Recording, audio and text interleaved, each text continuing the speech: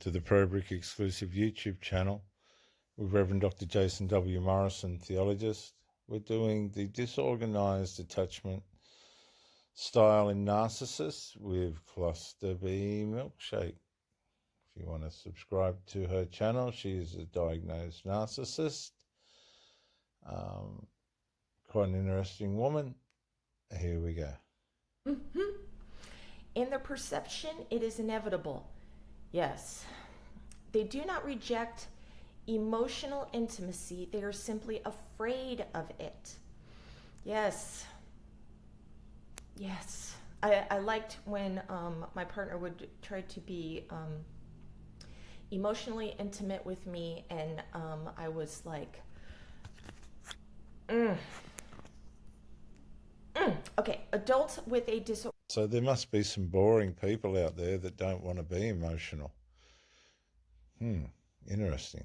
Organized attachment style continue to view the attachment figure, once their caregiver, now as their partner, as unpredictable.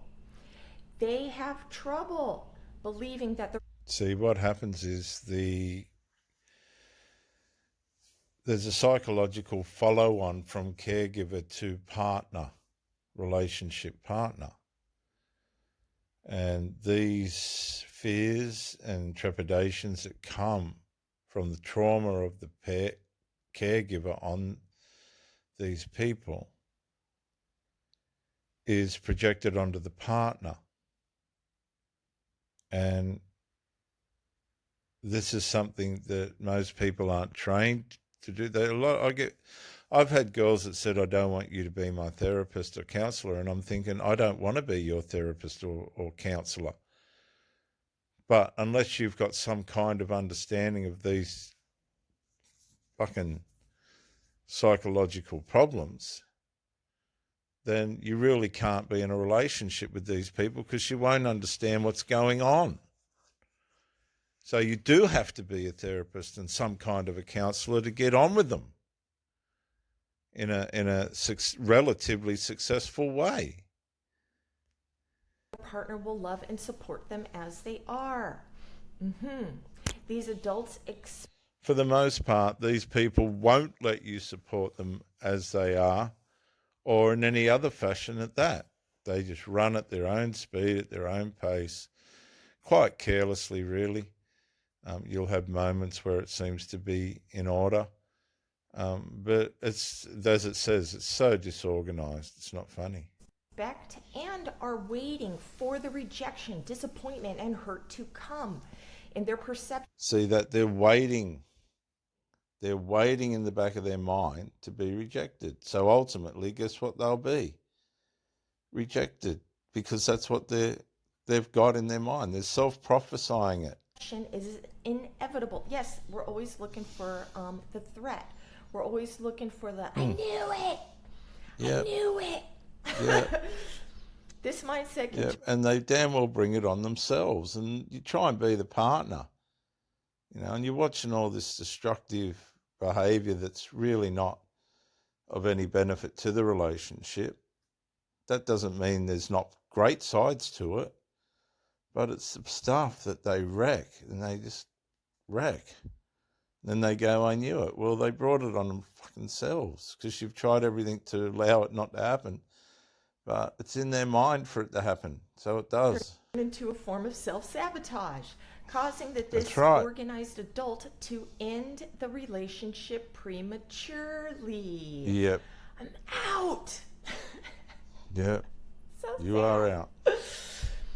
It might also be a type of self-fulfilling prophecy. Yeah. Yes. That's what I said. So the disorganized adult expects and predicts that they will be rejected by their partner. Yeah. Even when there is no such signs. He or she starts behaving in a way that leads to fulfilling the expectations, the end of the relationship. Yeah. Yes.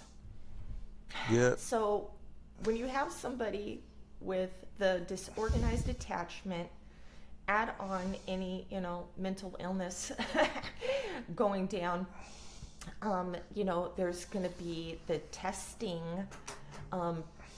the push is to see how you respond.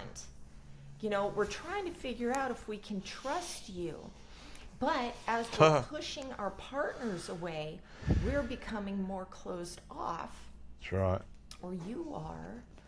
And you're not trusting us anymore either. Yep. And like with my last relationship, he would push at the end and I would bail. And then when I would be like, no, I want to love you. I want to be here. And I want to. And I want to. And he's like, yeah, fucking right. Watch this. Oh, yeah. Let me test you again so you'll fucking take off. Yeah.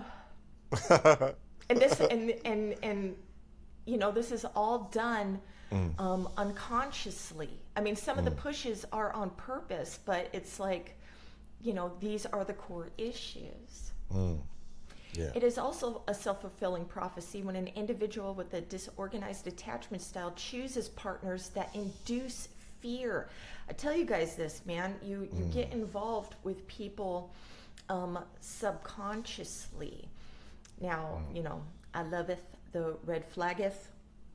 So, you know, I was aware of what I was getting into, but I was not aware of this.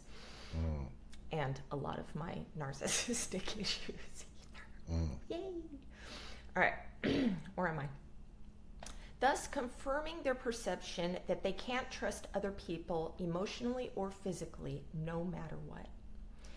Disorganized adults tend to have a negative view of both themselves, yes, and others, yes. 100%. They're at a higher risk of developing mental health issues, such as substance abuse, delinquent, aggressive 100%. behavior, and abuse of their own children. Research also demonstrates a link between disorganized attachment styles in adults and motherfucking claustrobezio. Can you change a disorganized attachment style? Living with disorganized attachment style is certainly not easy, no shit. Imagine playing a game that you never really understood the rules of. Fact. You want to play with others, but no one ever taught you how. When it's your turn, you make your move, but you never know what to expect afterwards. You keep losing without knowing why. Fortunately, there are ways to heal, and it is important to do so for yourself, for your loved ones, and eventually for your children. Yeah. A disorganized attachment style can cause lots of distress and confusion when it comes to social interactions and intimacy. It can harm your relationships and lead you to lose someone you really want in your life. No kidding. No kidding. Being around or with someone with this attachment style is also challenging. The unpredictability, suspicion, and lack of trust from that individual can be hurtful and frightening. Yeah, try having both you and your partner having this attachment. A caregiver with a disorganized attachment style raising a child is one of the key predictors of a child's emotional development. So if you as a parent have an unresolved trauma or loss, you're likely to raise a child with a disorganized attachment style. Sorry, kids. How to heal a disorganized attachment style in adults.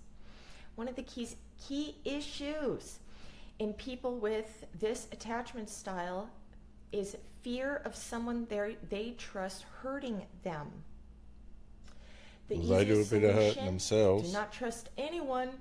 This, however, is not very productive or a fruitful solution. 100%. So I would spend my whole life not trusting anyone. And no matter how much my partner wanted me to trust him, I was always looking for something.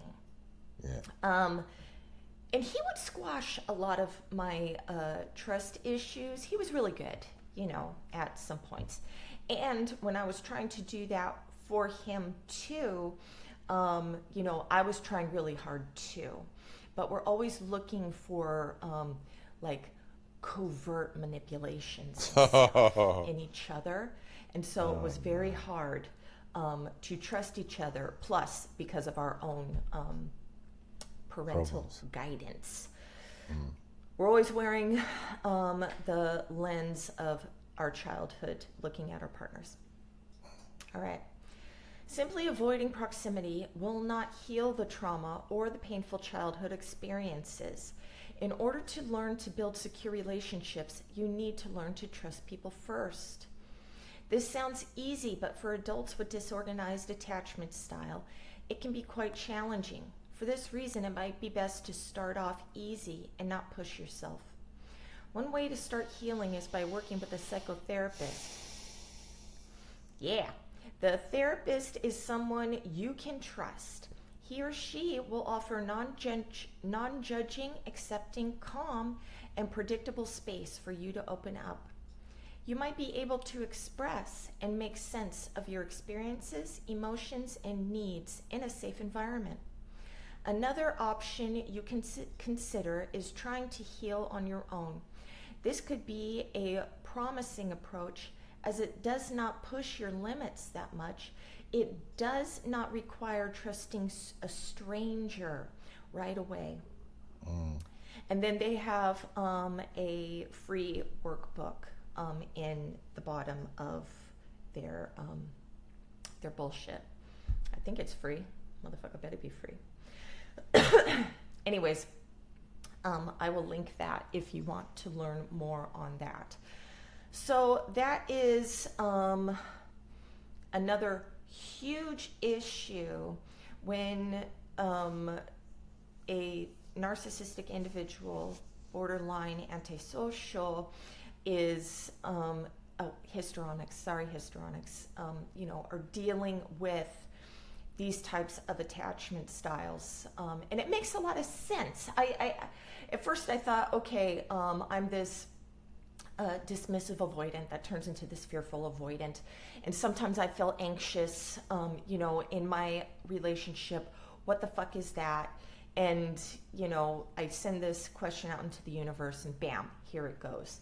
So yes, this is what I am dealing with. Yay! More stuff to work on. I need to take a vacation. Narcissists. How did she get in there? Oh, dear. She was going to say I need to take a vacation. So that was pretty good. Disorganized attachment style, narcissism style.